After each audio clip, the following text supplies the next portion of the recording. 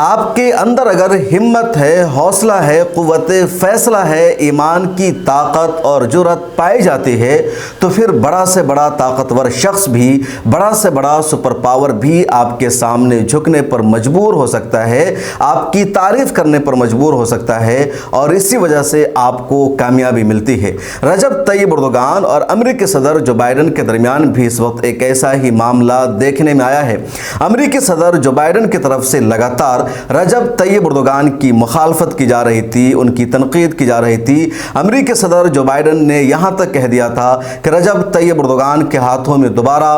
ترکیہ کا اقتدار نہیں جانا چاہیے تھا، ہم پوری کوشش کریں گے کہ اردوغان وہاں کے صدر منتخب نہ ہو سکے۔ انہوں نے اپوزیشن کی مدد کرنے کا وعدہ کیا تھا، یہ بھی کہا تھا کہ اپوزیشن اگر چاہے محنت کرے تو وہ رجب طیب اردوغان کو دوبارہ اقتدار میں آنے سے روک سکتی ہے، اور امریکہ پوری مدد کرے گا اپوزیشن کی اردوغان کو اقتدار سے ہٹانے کے لیے۔ امریکہ کے صدر نے یہ بھی کہا تھا کہ سب انتخابی کارروائی کے ذریعے ہونا چاہیے، الیکشن کے ذریعے ہونا چاہیے، بغاوت کے ذریعے نہیں ہونا چاہیے۔ لیکن امریکی صدر جو بائیڈن کو شدید جھٹکا لگا، ان کے منصوبے کامیاب نہیں ہو سکے، اور رجب طیب اردوغان کو ایک مرتبہ پھر شاندار جیت مل گئی ہے، اور وہ اپنے اقتدار کے تیسری دہائی میں داخل ہو گئے ہیں، ترکیہ میں سب سے لمبے عرصے تک اقتدار سنبھالنے والے شخص بن گئے ہیں۔ اور جب یہ سب کچھ ہو گیا ہے تو امریکی صدر جو بائیڈن نے رجب طیب اردوغان کو فون کر کے مبارکباد دی۔ فون کرنے کا مطلب آپ سمجھ سکتے ہیں کہ کوئی عام بات نہیں ہے۔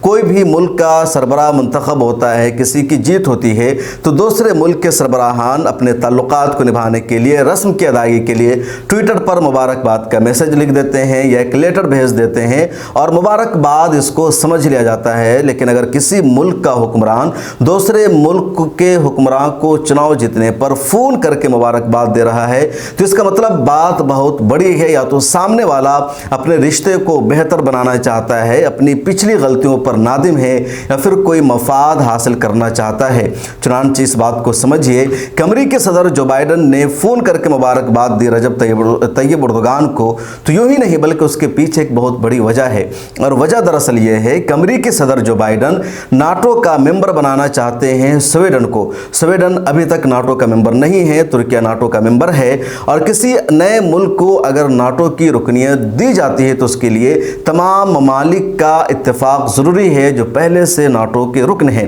اب امریکہ چاہتا ہے سویڈن کو ناٹو کا رکن بنانا، اور ترکیہ اس کی شدید مخالفت کر رہا ہے۔ پچھلے دنوں بھی امریکہ نے کوشش کی تھی سویڈن کو ناٹو کا ممبر بنانے کی، لیکن ترکیہ نے واضح طور پر روک دیا، منع کر دیا، اور کہا سویڈن نہیں بن سکتا ہے، کیونکہ سویڈن کا دو جرم ہے۔ پہلا جرم یہ کہ سویڈن میں اظہار رائے کی آزادی کے نام پر مذہب اسلام کا مذاق اڑایا جاتا ہے، قرآن کریم کو نظر آتش کیا جاتا ہے، پیغمبر محمد صلی اللہ علیہ وسلم کی توہین کی جاتی ہے، اور ایسے ملک کو ناٹو کا ممبر ترکی بننے میں مدد نہیں دے سکتا ہے۔ دوسری وجہ یہ کہ جو کرد دہشت گرد ہیں، جو عناصر ترکیہ کی مخالفت کرتے ہیں، ترکیہ کا ماحول خراب کرتے ہیں، ایسے عناصر کو سویڈن پناہ دیتا ہے، لہٰذا اس وجہ سے بھی ترکی نہیں چاہتا کہ سویڈن ناٹو کا رکن بنے۔ امریکہ کی مجبوری ہے سویڈن کو ناٹو کا رکن بنانا۔ ابھی جو فون پر بات چیت ہوئی اور جو صدارتی کمپلیکس سے خبر آئی ہے تو اس میں یہی بات شامل ہے کہ امریکی صدر جو بائیڈن نے جب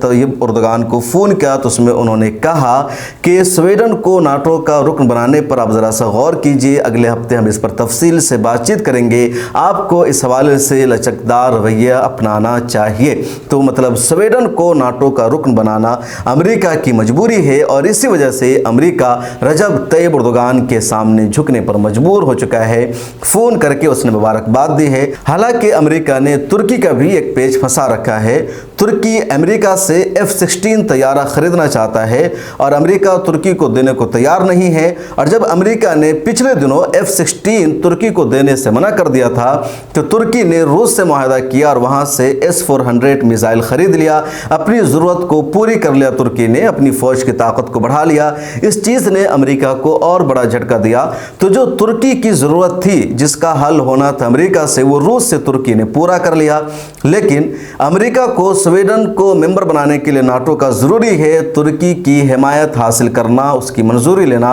और तुर्की लगातार अमेरिका को इसी वजह से आंखें दिखा रहा है और इस चीज़ ने अमेरिका जैसे सुपर पावर को मजबूर किया तुर्की के सामने झुकने पर। और यहीं से बात समझ में आती है कि अगर आपके अंदर डिप्लोमेसी की सलाहियत है, आपका ईमान मजबूत है, आपका हौसला मजबूत है, तो आप दुनिया के सुपर पावर को भी अपने कदमों में झुकने पर मजबूर कर सकते हैं। इस वीडियो में इतना ही। अगर आपने अभी तक मिल्ला टाइम्स को सब्सक्राइब नहीं किया है तो कर लीजिए, ज्वाइन के बटन पर क्लिक करके मेंबरशिप ले लीजिए और ताज़ा तरीन खबरों के लिए हमारे मोबाइल ऐप को ज़रूर डाउनलोड कर लीजिए।